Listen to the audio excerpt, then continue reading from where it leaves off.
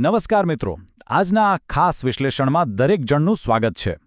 આજે આપણે વિજ્ઞાનના એક એવા જાદુ વિશે વાત કરવાના છીએ જે આપણી આસપાસ રોજબરોજ જોવા મળે છે, પણ કદાચ આપણે તેના પર ક્યારેય પૂરતું ધ્યાન નથી આપતા. આજે આપણે પાણીના એક નાના ટીપાની અદ્ભુત અને ક્યારેય ન સમાપ્ત થતી મુસાફરી પર જવાના છીએ. પૃથ્વી પરનું દરેક જીવંત પ્રાણી પાણી પર આધાર રાખે છે, એ તો આપણે સૌ જાણીએ જ છીએ. પરંતુ શું ક્યારેય વિચાર્યું છે કે આ પાણી ક્યારેય એક જગ્યાએ સ્થિર રહેતું નથી? તે સતત એક સ્થાનથી બીજા સ્થાન સુધી મુસાફરી કરે છે. તો ચાલો આ જાદુઈ અને રોમાંચક સફરની શરૂઆત કરીએ. ધારી લો કે ગઈકાલે રાત્રે મસ્ત મજાનો વરસાદ પડ્યો છે અને ઘરની બહાર એક નાનું ખાબોચિયું ભરાયું છે. હવે બીજા દિવસે સવારે એકદમ તેજસ્વી અને ગરમ સૂર્યપ્રકાશ આવે છે.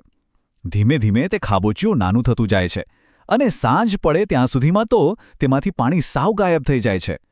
ચાલો આપણે અહીં 1-2 સેકન્ડ માટે અટકીએ અને બધા બાળ વૈજ્ઞાનિકો વિચારે કે તે નાનકડું પાણીનું ટીપું આખરે ક્યાં ગયું હશે. શું તે જમીનની અંદર સંતાઈ ગયું કે પછી આકાશમાં ઉડી ગયું? જરા વિચારો.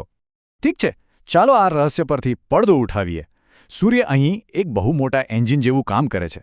સૂર્યની સખત ગરમી પૃથ્વી પરના પાણીને ગરમ કરે છે અને તે પાણીને એક અદૃશ્ય વરાળમાં ફેરવી દે છે. વિજ્ઞાનની ભાષામાં આ જાદુઈ પ્રક્રિયાને બાષ્પીભવન અથવા એવાપોરેશન કહેવાય છે. જેમ ઘરમાં મમ્મીની ગરમ ચાના કપમાંથી ધીમે ધીમે વરાળ ઉપર તરફ જતી દેખાય છે ને, બરાબર તેવી જ રીતે સમુદ્ર, નદીઓ અને પેલા નાના ખાબોચિયામાંથી પણ પાણી વરાળ બનીને સીધું આકાશમાં જાય છે. એટલે કે સૂર્ય વગર તો આ મુસાફરી ક્યારે શરૂ જ ન થઈ શકે. હવે એક બીજો બહુ જ મજેદાર સવાલ ઊભો થાય છે. સમુદ્ર અને નદીઓ તો પાણીથી છલોછલ ભરેલા છે એટલે તે વરાળ બનાવે તે સમજી શકાય. પણ બધા શાંતિથી વિચારી જુઓ, શું આપણી આસપાસ રહેલા લીલાછમ વૃક્ષો અને છોડવાઓ પણ આકાશમાં પાણી મોકલી શકે ખરા? શું વનસ્પતિઓ પણ આ જળચક્રનો હિસ્સો હોઈ શકે? અરે હા, બિલકુલ. વૃક્ષો પણ આ જાદુઈ સફરમાં એક બહુ જ મોટો ભાગ ભજવે છે. છોડ અને વૃક્ષો જમીનમાંથી પોતાના મૂળ દ્વારા પાણી ચૂસે છે અને પછી તેમના પાંદડાઓ દ્વારા એ વધારાના પાણીને વરાળ સ્વરૂપે હવામાં બહાર છોડે છે, જાણે કે વૃક્ષો શ્વાસ લઈ રહ્યા હોય.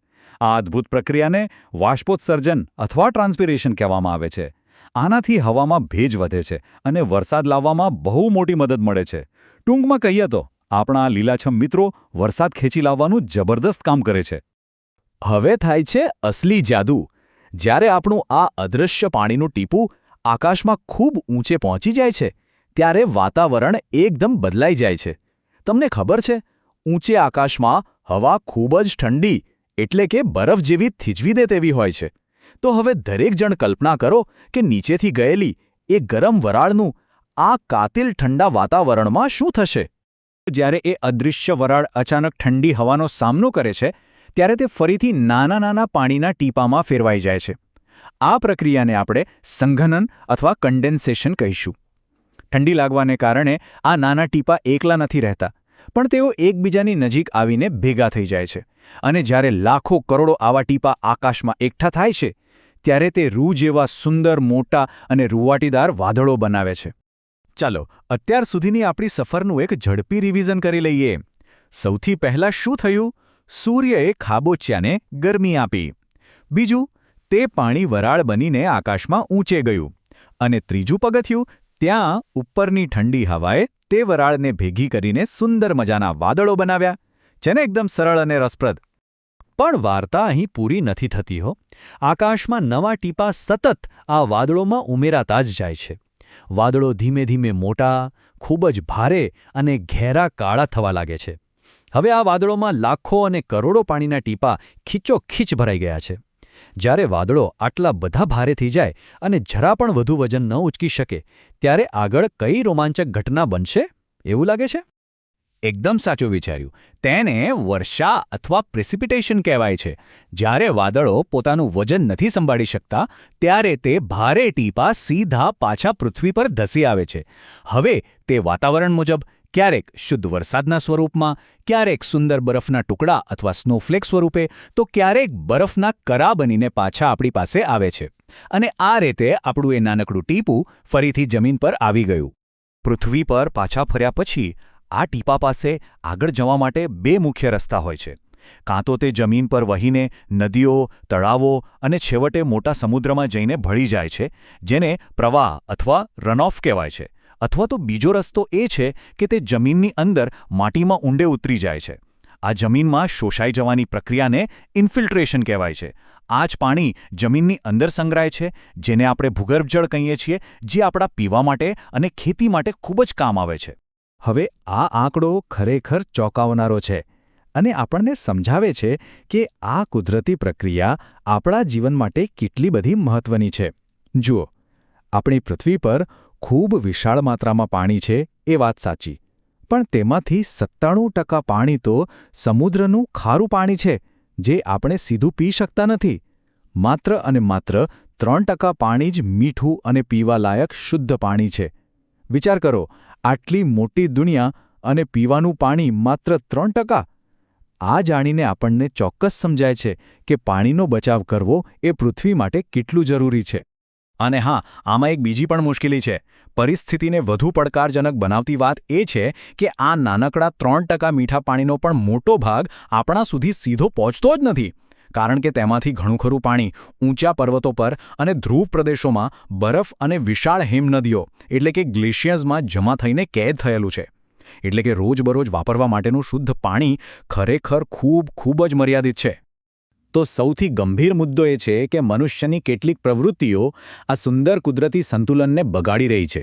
જ્યારે આપણે બેફામ જંગલો કાપીએ છીએ ત્યારે હવામાં ભેજ ઓછો થાય છે અને સીધી અસર વરસાદ પર પડે છે.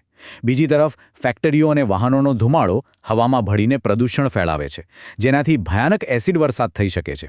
અને ગ્લોબલ વોર્મિંગને કારણે પૃથ્વીનું તાપમાન વધે છે, જે આ આખા જળચક્રને એવું તો અસંતુલિત કરે છે કે ક્યાંક ભયાનક પૂર આવે છે તો ક્યાંક ભયંકર દુષ્કાળ પડે છે.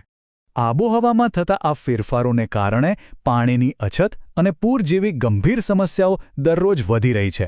જ્યારે મીઠું પાણી આટલું કિંમતી અને દુર્લભ છે, તો આપણા નાના ટીપાના ઘરને એટલે કે આ સુંદર પૃથ્વીને બચાવવા માટે આજના સમયમાં દરેક જણ એક વોટર હીરો કેવી રીતે બની શકે? આપણે બધા મળીને એવું શું જાદુ કરી શકીએ જેથી આ સંતુલન હંમેશા જળવાઈ રહે? અરે, વોટર હીરો બનવું તો સાવ સરળ છે. આપણે કેટલીક એકદમ નાની અને સામાન્ય રોજિંદી આદતો અપનાવીને ખૂબ મોટું યોગદાન આપી શકીએ છીએ. જેમ કે બ્રશ કરતી વખતે નળ બરાબર બંધ રાખવો, શક્ય તેટલા વધુ વૃક્ષો વાવવા જેથી સારો વરસાદ આવે અને ઘરના કોઈપણ કામમાં પાણીનો એક પણ ટીપાનો બગાડ ન કરવો. આ સાવ નાની લાગતી બાબતો હકીકતમાં આપણા કુદરતી જળચક્રને બચાવવા માટે કોઈ સુપર પાવરથી કમ નથી. આપણે એક બીજી અદ્ભુત પદ્ધતિ પણ અપનાવી શકીએ છીએ, જેને રેઇન વોટર હાર્વેસ્ટિંગ એટલે કે વરસાદી પાણીનો સંગ્રહ કહેવાય છે.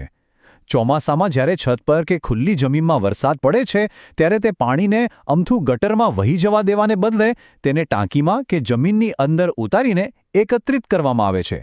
આનાથી ભવિષ્ય માટે પાણી બચે છે અને જમીનની અંદર રહેલું પેલું મર્યાદિત ભૂગર્ભ જળ પણ ફરીથી રિચાર્જ થઈ જાય છે. છે ને કમાલનો આઈડિયા? એકદમ મજાની વાત કહું? આ હકીકત જાણીને દરેકને ચોક્કસ આશ્ચર્ય થશે. પાણીની આ જે મુસાફરી આપણે જોઈ તે કરોડો વર્ષોથી અવિરત ચાલી રહી છે. પૃથ્વી પર ક્યારેય નવું પાણી બનતું નથી. બસ આ જૂનું પાણી જ ફરીને પાછું આવે છે.